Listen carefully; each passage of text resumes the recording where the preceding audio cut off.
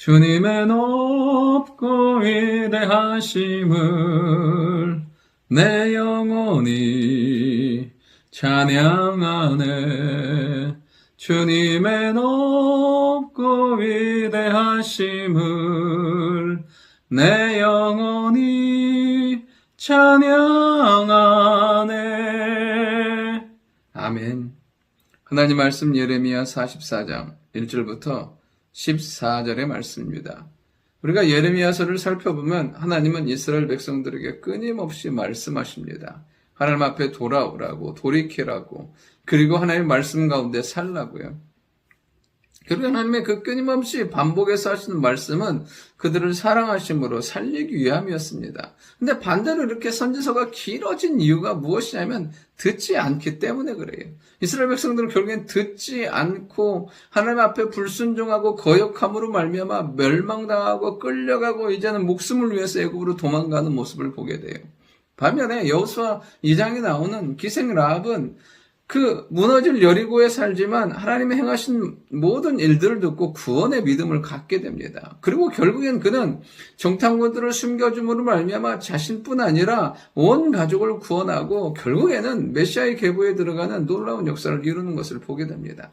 생명의 말씀, 하나님의 말씀을 들음으로 우리의 인생과 삶에도 승리의 역사, 은혜의 역사가 일어나게 될 줄 믿습니다. 오늘 본문을 통해서 첫 번째는 모든 것은 말씀대로 이루어진다는 것입니다. 이제 하나님께서 애굽 땅에 사는 모든 유다 사람들에게 말씀하십니다. 예레미야를 통해서 말씀하세요. 그러면서 너희가 지금 이 모든 상황을 보고 있지 않느냐? 예루살렘과 유다가 황무지가 되고 폐허가 되었다고. 하나님께서 거기에 노와 진노를 쏟으셨다고. 무엇 때문에요? 그들이 4절과 5절에 있는 것처럼 악을 행하고 유상을 숭배하고 하나님의 말씀을 듣지 않음으로 말미암아 결국에는 심판의 말씀이 그들의 삶 가운데 성취된 것을 하나님께서 예레미야를 통해서 알게 하시는 것을 보게 돼요. 그리고 우리가 인생 가운데서 분명히 알아야 될 것은 무엇이냐면 모든 것은 말씀대로 이루어지는 거예요. 내 계획대로가 아니라 하나님의 말씀대로 이루어지는 거예요. 그러니까 지혜로운 사람은 내 감정과 상황에 따라서 행동하는 것이 아니라 말씀에 따라 행동하는 거예요. 그럼 그 말씀이 우리의 삶을 그렇게 만든다니까요. 기쁨의 말씀을 붙들면 하나님 우리의 기쁨의 역사 가운데 살게 하시고 믿음의 말씀을 붙들면 믿음의 역사 가운데 살게 하세요. 중요한 건 무엇이냐면 우리 안에 믿음으로 주신 말씀을 붙들면 그 말씀이 우리의 삶 가운데 우리의 삶의 영역에 놀랍게 성취되고 이루어진다는 사실이에요. 성경에 나오는 믿음의 사람들은 결국에는 그 말씀 따라갔고 말씀에 의지해 살았고 말씀이 살리고 말씀이 풍성하게 한 것을 보게 돼요.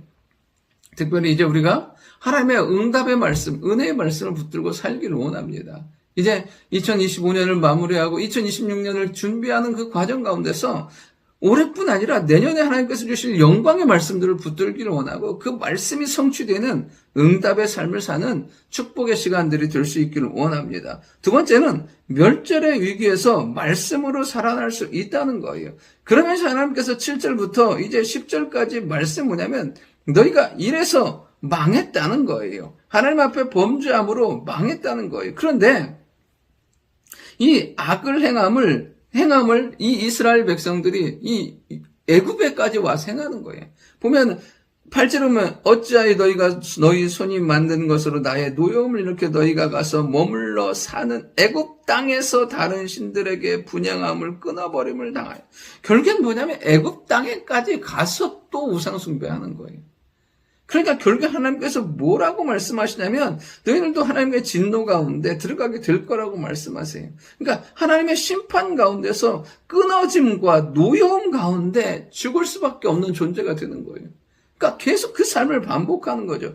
그러면서 하나님께서 10절에 뭐라고 말씀하시냐면 그들이 오늘까지 겸손하지 아니하며 두려워하지도 아니하고 내가 너희와 너희 조상들 앞에 세운 나의 율법과 나의 규례를 지켜 행하지 아니하느니라. 그러니까 하나님은 이미 주셨다니까요. 우리가 어떻게 살아야 될지, 어떻게 행해야 될지. 그런데 우리가 말씀보다는 내 욕심 따라서, 내 감정과 상황 따라 살아가는 거예요.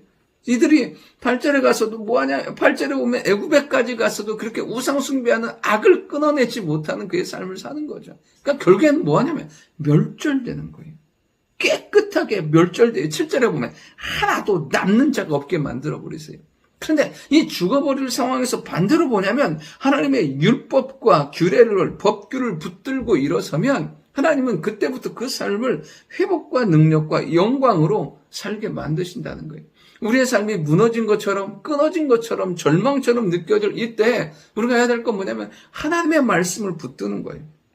하나님을 경배하며 하나님을 예배하며 하나님 중심으로 살아갈 때 그 말씀이 우리를 생명의 길로, 은혜의 길로, 살리는 길로 나가게 만드실 줄 믿습니다. 마지막 세 번째로 뭐냐면 이렇게 말씀하시는 이유를 깨달아야 한다는 거예요. 이렇게 11절부터 보면 결국에 하나님께서 뭐라고 말씀하냐면 환난과 그 다음에 너희가 그 고집으로 다 죽게 될 거라고 말씀하세요. 그 땅에서 전염병과 칼로 다 죽을 거래요. 그런데 마지막에 보면 이렇게 말씀하세요. 유다 땅에 돌아올 자가 없을 것이라. 도망치는 자들 외에는 돌아올 자가 없으리라 하셨느니라. 어떤 자들요?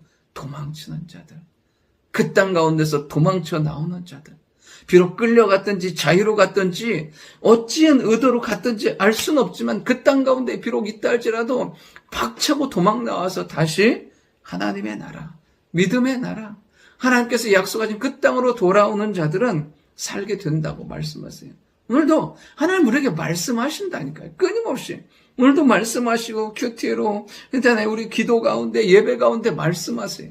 말씀하시는 이유는 뭐겠습니까? 이렇게 우리가 악에서, 죄에서, 불신앙에서, 게으름에서 도망쳐 나오라는 거예요. 하나님의 말씀 가운데 기도의 자리에 설 때 하나님은 다시 살아나고 회복되는 영광과 은혜를 우리에게 주실 줄 믿습니다. 오늘 말씀 가운데 하나님은 모든 것을 말씀대로 이루세요. 그 말씀을 붙들고 살아가는 삶은 살아날 뿐 아니라 그 말씀 가운데 거하는 삶을 살아갈 때 영광스러운 은혜를 경험하게 된다는 사실입니다. 오늘 하루가 그런 은혜의 하루가 될 수 있기를 원합니다. 좋으신 아버지 하나님, 모든 것을 말씀대로 이루시는 하나님, 멸절의 위기 가운데서도 말씀을 붙들면 살아납니다.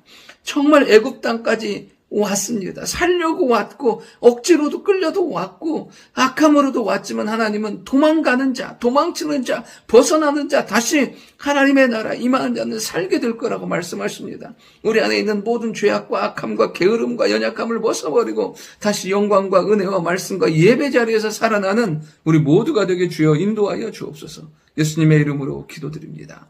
아멘.